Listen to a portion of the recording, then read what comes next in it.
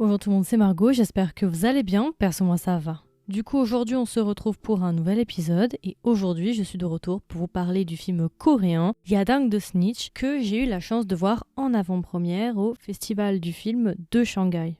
Alors je ne sais pas si vous en avez entendu parler de ce film. Moi je pense peut-être que vous l'avez vu passer en fonction de si vous aimez le casting ou non. L'acteur principal c'est Kang Han-eul, donc je pense que pour certains vous l'avez vu. En sachant aussi que le réalisateur de ce film, c'est le même réalisateur qui avait fait VIP en 2017.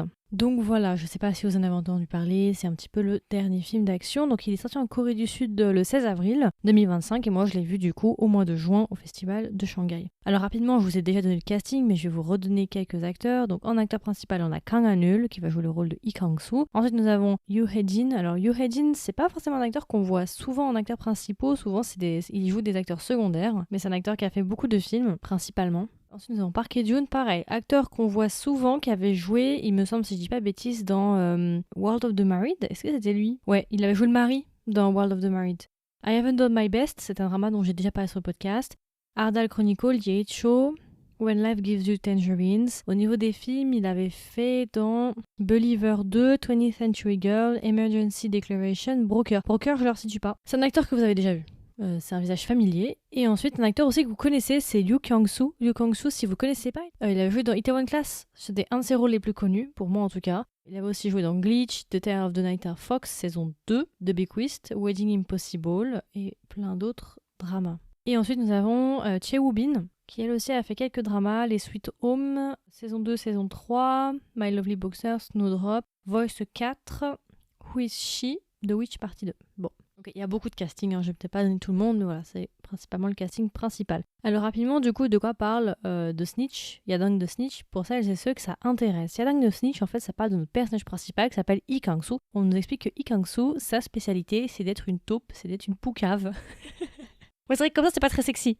C'est son métier, en fait. Il travaille avec la police et il est un petit peu l'intermédiaire. Tout le film va se centrer sur le trafic de drogue, plus particulièrement. Et en fait, Kang-soo, lui, son rôle, c'est d'être l'intermédiaire entre les trafiquants et la police. Et justement, c'est un informateur, en fait, si vous voulez. C'est vrai que Poucave, c'est pas forcément voilà, mais on va dire c'est un informateur. Et il a basé toute sa carrière dessus. Et on sait que quelques années auparavant, il avait été accusé à tort de consommation de drogue. Je suis pas trop en détail, vous verrez le film. Il a été accusé à tort, il a fait quelques années de prison et après il a été recruté par le personnage qui s'appelle Kwang Hee, qui est joué par Yoo Hae-jin. Et du coup, lui, c'est un procureur et ces deux personnages-là, du coup, vont travailler ensemble pour justement arrêter le plus possible de trafiquants de drogue. Je ne vais pas trop vous en dire, je vais vous laisser là. Donc globalement, c'est vraiment un film d'action, quoi. Vraiment un film d'action à la coréenne qu'on voit déjà très souvent ces derniers temps. Donc voilà. Alors rapidement, du coup, qu'est-ce que j'ai pensé de Yadang de Snitch que j'ai pu voir en salle? Alors déjà, j'ai bien aimé d'avoir vu en salle, ça change quand même, je trouve que l'impression générale est très différente quand on le voit en salle ou non. Alors moi, en règle générale, j'ai plutôt aimé le film. Je vais vous avouer que franchement, je trouve que le truc, c'est que c'est un genre qu'on a déjà vu, revu et revu, et c'est compliqué au bout d'un moment, je trouve que ça devient vite générique, en tout cas je trouve.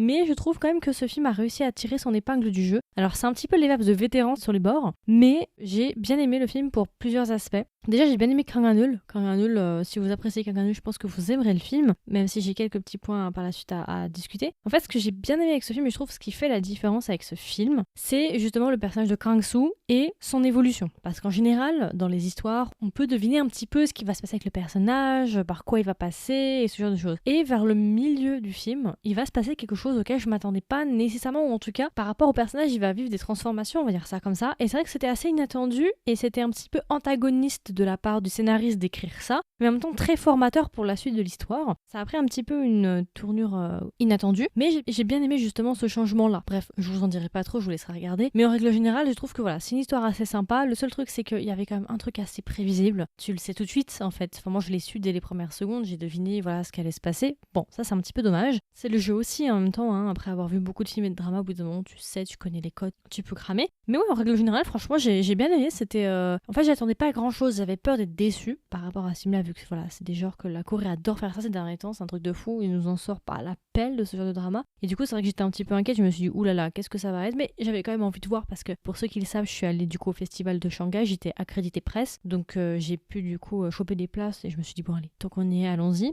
Mais en règle générale, j'ai passé un bon moment, c'est passé plutôt vite, t'as des personnages qui sont détestable, vous verrez, mais tellement détestable. Et aussi un truc vers la fin qui était tellement prévisible, ça m'a énervé. Et tout le monde était choqué dans la salle, mais j'étais en mode, mais ça se voit que vous regardez pas les dramas coréens parce que franchement, je l'ai vu à 4000 km le truc arriver. Donc à la fois, j'ai trouvé qu'il y avait des trucs assez intéressants, des tournures assez intéressantes avec le personnage de Kang-soo, mais à la fois, j'ai trouvé quand même qu'il y avait beaucoup de moments très prévisibles, que ce soit sur certains personnages ou sur la tournure de certains événements. Ça reste quand même dans les codes des K-dramas, donc ça change un petit peu, mais en même temps, on reste quand même vachement dans les cadres déjà préétablis des K-dramas. Mais après, en règle générale, ça reste quand même un film que j'ai apprécié. Hein. Voilà, j'ai plutôt apprécié, j'ai passé un bon moment. C'était un film sympa. Donc c'est un film que je peux vous recommander. En point négatif, j'en ai pas vraiment. Je vous ai déjà donné un peu des points négatifs. Le fait que ce soit trop prévisible. Mais en règle générale, j'ai bien aimé le personnage de Kang-soo. En vrai, c'est assez intéressant la manière dont il joue. Après, j'ai trouvé peut-être que notre personnage principal, j'ai trouvé qu'il était peut-être un peu trop naïf. Dans mes souvenirs, j'avais pris des notes et je m'étais dit, mais c'est vrai que t'as des moments où, alors, je trouve au niveau de la construction du personnage, je trouve que ça fait pas trop sens. Mais bon,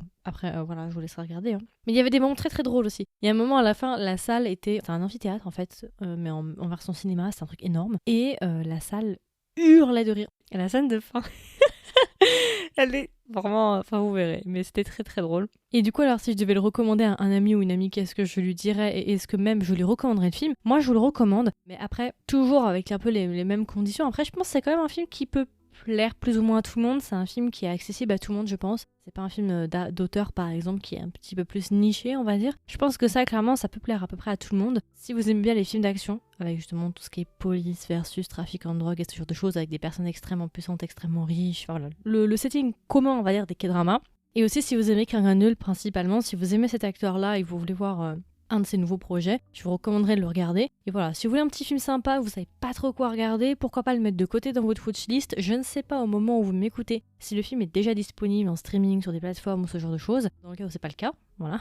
Je vous invite à le mettre de côté dans votre watchlist et le jour où justement il est disponible comme ça, vous pouvez le voir. Si je dis pas de bêtises, le film fait 2 heures, il me semble, je crois. Donc voilà, et du coup, si je devais lui donner une note, je pense que je lui mettrais un petit 15 sur 20. Voilà, ça passe ma barre. J'ai passé un bon moment, petit film d'action sympa. Il a des défauts, il est pas parfait, mais après, bon, c'est un petit peu le jeu aussi, surtout quand tu viens voir un film d'action coréen, forcément. Et puis quand on sait aussi ce qui se passe au niveau de la Corée, au niveau du contenu coréen actuellement, qui commence un peu à ralentir et à perdre un petit peu pas en authenticité, mais en créativité. Voilà. Le film s'inscrit dans ça aussi, donc ça reste un bon film. C'est pas un film qui va renouveler le genre, bien évidemment, mais ça reste un bon film qui passe le temps et qui peut plaire, je pense, à beaucoup. Donc voilà, écoutez, c'est à peu près tout. J'ai pas non plus trop m'étaler dessus, c'est une rapide recommandation. Et durant tout le mois de juillet, d'ailleurs, soit en passant, je vais vous faire le review de plusieurs films que j'ai pu voir au Festival de Shanghai. Si vous voulez voir aussi ce qui s'est passé, parce que j'ai vu beaucoup de célébrités, surtout chinoises, n'hésitez pas à me suivre sur Instagram. Je vais vous mettre plein de vidéos et de posts. J'ai rencontré des grosses stars, vraiment.